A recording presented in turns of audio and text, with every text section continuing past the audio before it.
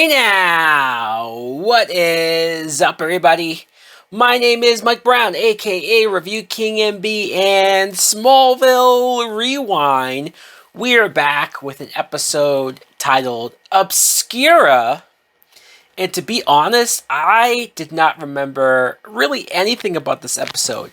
Besides the moment when Lana gets caught in that explosion, because the shot of Lana getting blown away with the fire behind her, that's the only thing that I said, okay, I remember that.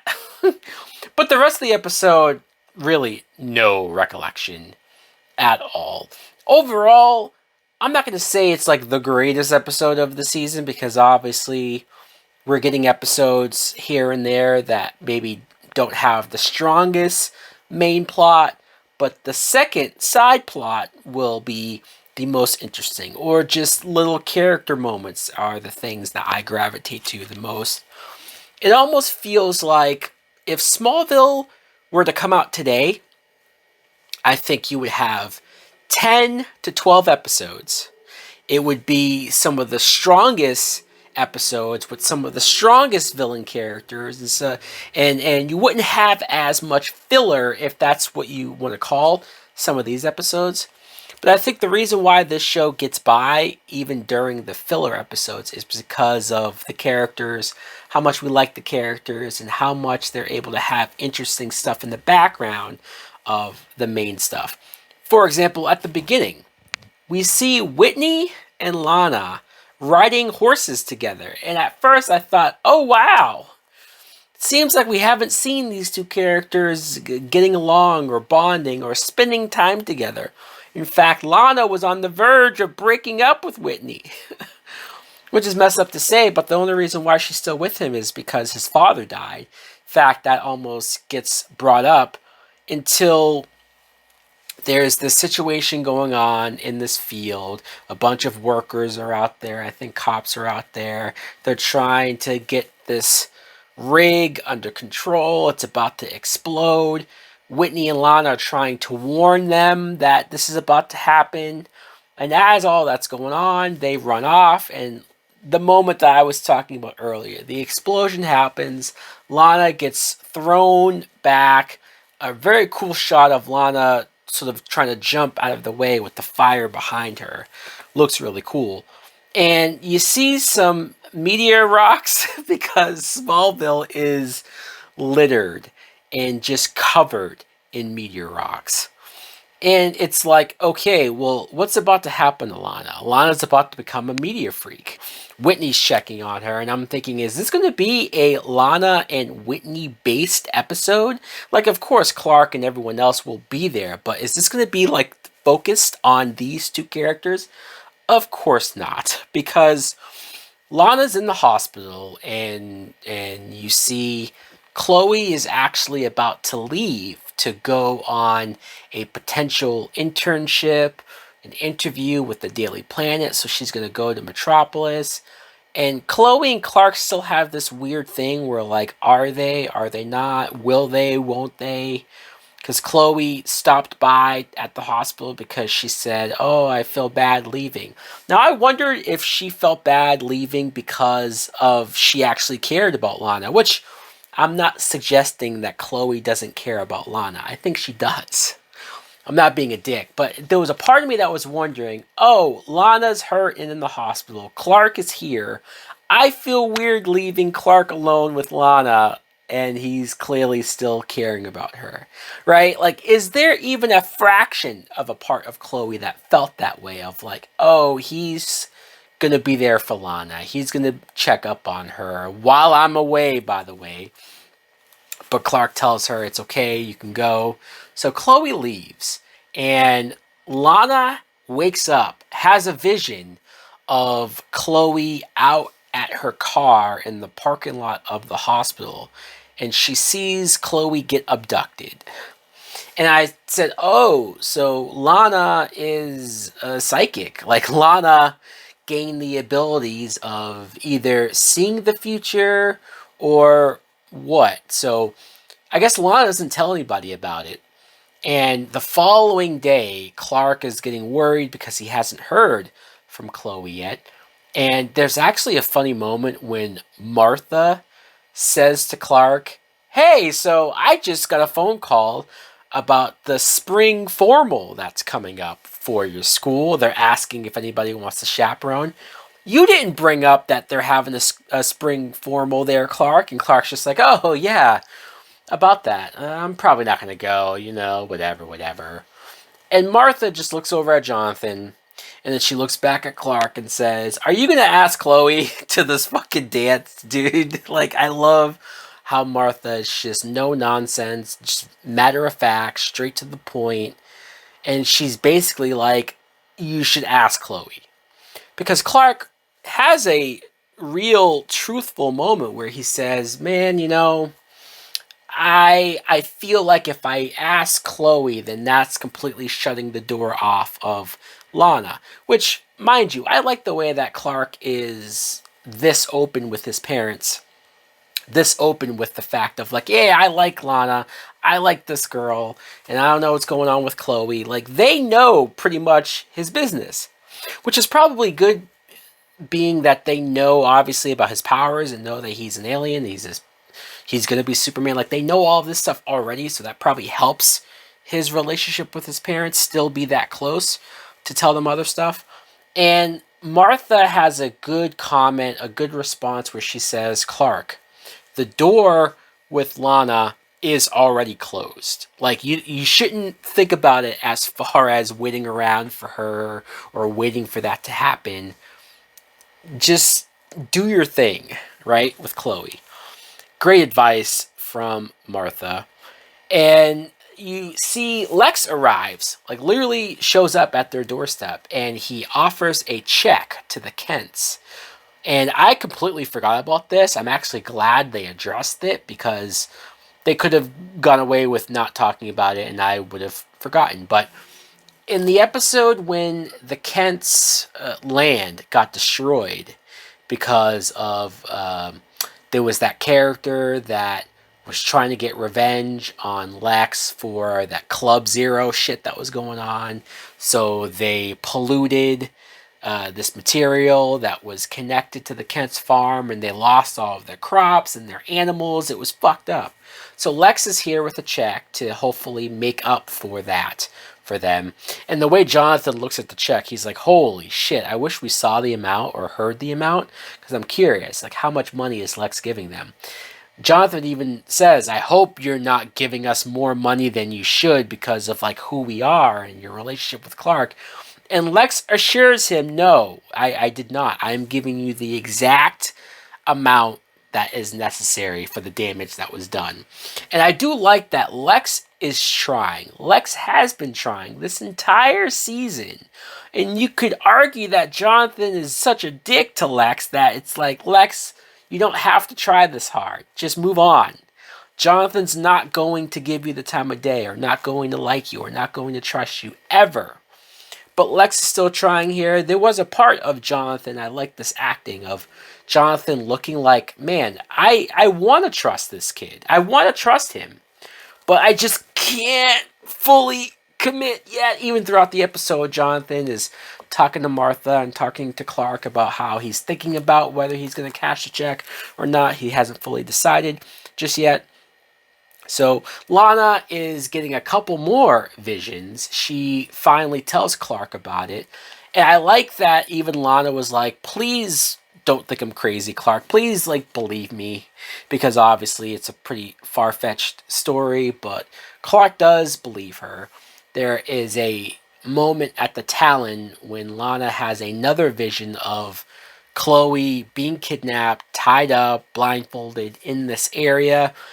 In the vision, it looked like bodies or limbs that were hanging on like hooks. I thought it was like a meat room. But no, it's like a carnival with stuffed animals hanging up. And so Lana then has a vision of Chloe being buried alive.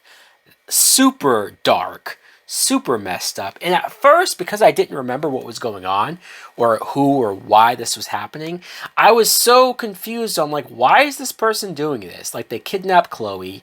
They didn't do anything to her. They didn't kill her, they're just burying her alive. And it's just, I'm like, what's the point of all this, right? So Clark, he knows where they are when Lana describes what the field looked like, the windmill.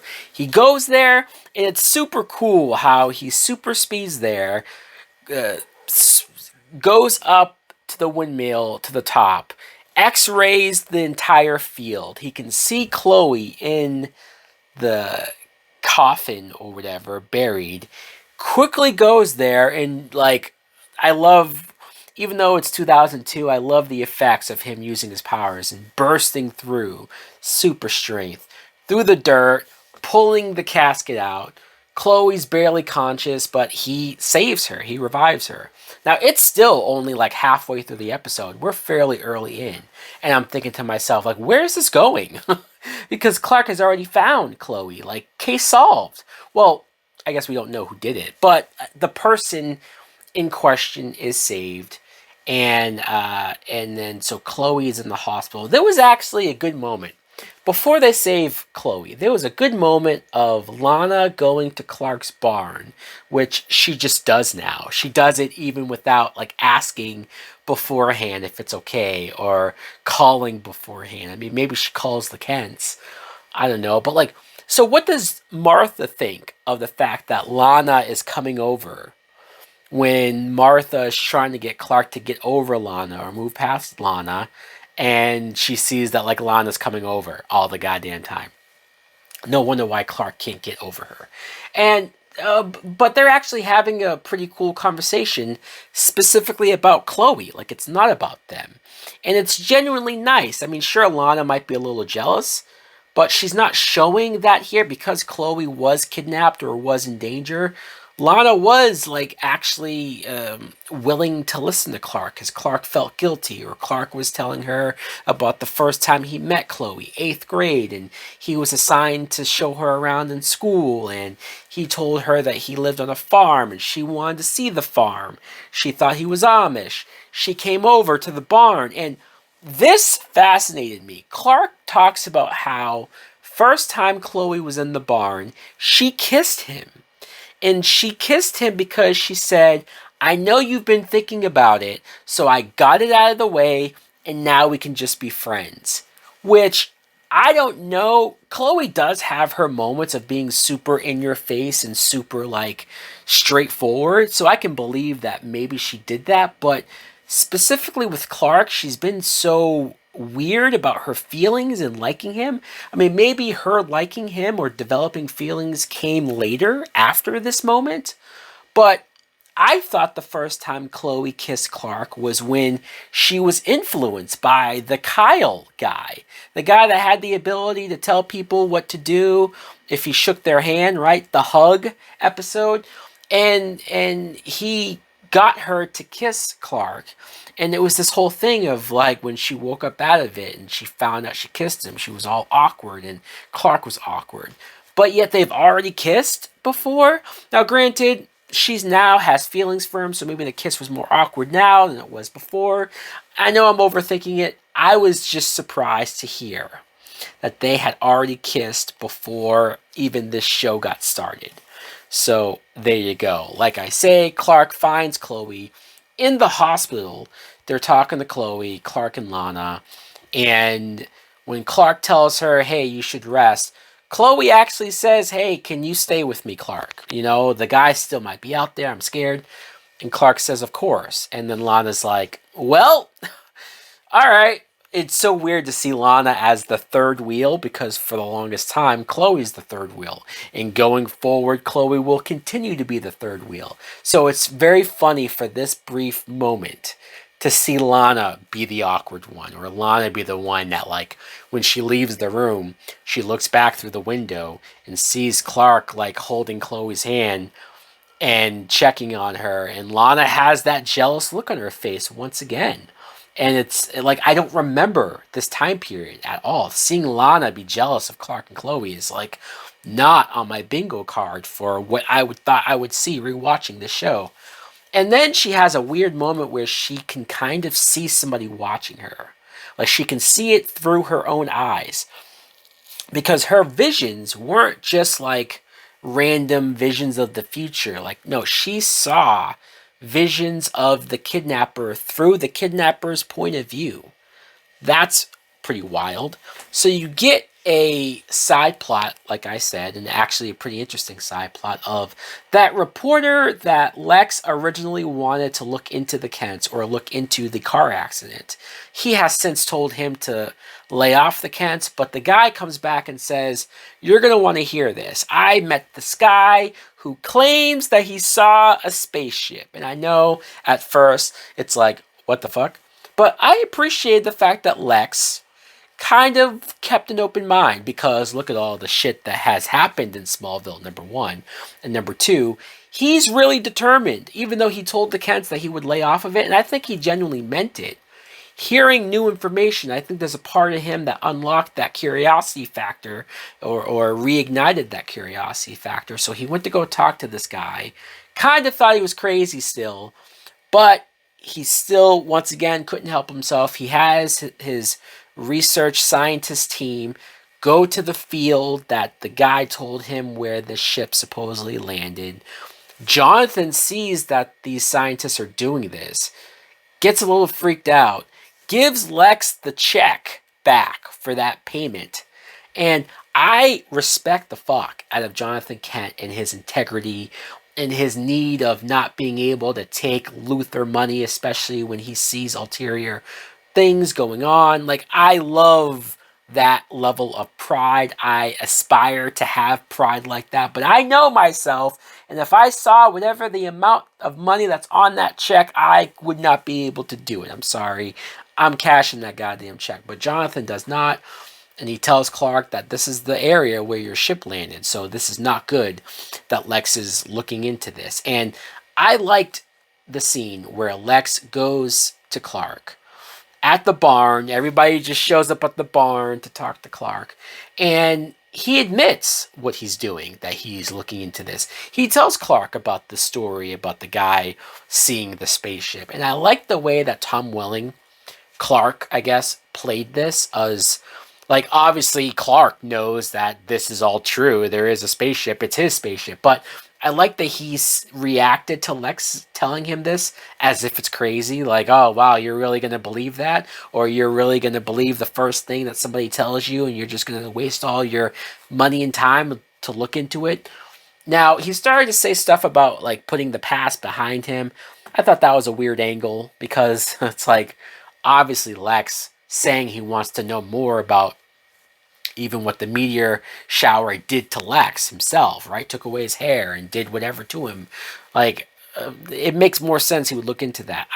Clark should have kept the whole, that's crazy talk. You shouldn't waste your time. This guy is pulling you along. I think that went a long way. But we get Joe Morton back. It was great to see Joe Morton back. We hadn't seen him in a bit. And I also like that he's Lex's hand-picked personal scientist. Joe Morton finds a piece of the spaceship, and he goes to research it, and he comes back to Lex and says, this is not from this Earth. This is something else entirely, some other metal material that's foreign to this planet. And I love the look on Lex's face when he realizes, oh shit, we, in fact, found something. And the shot of that piece, cut to the shot of Clark's spaceship, missing that same piece. That's great. That's some great intrigue. What a great cliffhanger. But that's plan or plot B. So, Lana... she gets kidnapped by the kidnapper at the Talon. Now, Clark calls Whitney to the torch, and Chloe shows up there. And it was so weird when Whitney showed up and said that Clark called him, because, like, I can't see Clark and Whitney calling each other or being friends in any way, shape, or form. I mean, I know Clark's just trying to be nice to Whitney, especially because his father died. But, like, even Whitney reciprocating Clark's call, or I know he said it had something to do with Lana, but, like, it's still odd to see Clark and Whitney being friendly in any way. So Clark tells them that he researched this whole thing about like post-trauma and how this explosion might have triggered this thing with Lana, and whoever touched her or got in connection with her first, there might be some shared connection, and that's how Lana's seeing the other person. Now, obviously, that's what's going on, but the way Clark got to this conclusion is wild. And for whatever reason, Allison Mack is able to pull off dialogue like that to the point where I hear it from her and go, okay, even though it's just as crazy and just as wild that she always figures everything out. Hearing Clark do it, it just didn't sound nearly as believable of how he got from point A all the way to point W. Like, it's just so far removed from, like, what I believe Clark would be able to figure out. But he did, and he also knew that the meteor rocks somehow had something to do with it. So, Lana is kidnapped at the same place. I guess it's like the fair, and they figure out that the cop also works at this place, so he uses it as a place where he takes people. So, and Kristen Cruick did a great job acting here when she was genuinely afraid, genuinely begging for the cop to like not hurt her. The cop explains that he only kidnapped Chloe because he wanted to be the one that saved her. He staged a kidnapping so that he could solve the whereabouts of her. Although, if he buried her alive, I guess maybe he was just going to find her dead, or maybe he thought she'd stay alive longer in that casket. I don't know. He made it seem like, though, he was going to save her, and it was going to promote him. It was going to make him successful. And it's like, okay, all right. But because that didn't work, he was now going to solve Lana's murder. So he takes out a gun, and he's about to shoot Lana. Clark, of course, arrives right on time. And I do like the shot of him zooming in, hitting the bullet out of Lana's way, going over her because the bullet hit a glass mirror that was above her. So the glass is falling. He goes on top of her, saves her. Lana was like, holy shit, Clark, you're here. But I was waiting for her to be like, where the fuck did you come from? How did you get here so fast? How? But she's relieved, whatever. So Clark goes to chase the cop. And it's a funny moment when the cop shoots at Clark. Bullets, he just eats the bullets. Boom, boom, boom. And the cop goes, what are you? Conveniently, Lana does not see. Like, can you imagine if Lana got a vision and saw through the cop's eyes everything with the bullets and see Clark use his powers? That would have been a badass way for Lana to find out Clark's powers, but of course not. So Clark throws the cop. A bunch of other cops arrive. Clark leaves, and Lana now gets the vision of the cop getting shot by the cops. It's a pretty cool shot of like the one bullet coming in the POV, and Lana sees it. So the cop had to die, though, because he saw Clark use his powers. And there you go. The episode ends with Chloe going to Clark's barn. I like that she mentions her cousin. Chloe mentions her cousin. She was going to stay at her cousin's dorm when she went to Metropolis. At this point, we don't know that her cousin is who she is, but I like the tease of her cousin. And Clark finally musters up the balls to ask Chloe out to the spring formal. She says yes. She says that she's basically been waiting for Clark to do so. And I don't remember this whole... It's so awkward to see Clark and Chloe in this, like, romantic or just this flirty, like, they're very close to being a couple here. Like, wow. I don't know how to feel about it. Let me know in the comments below, what did you think of Obscura? Do you remember this episode? Did you like it? Thanks for watching. Like, comment, subscribe. Later.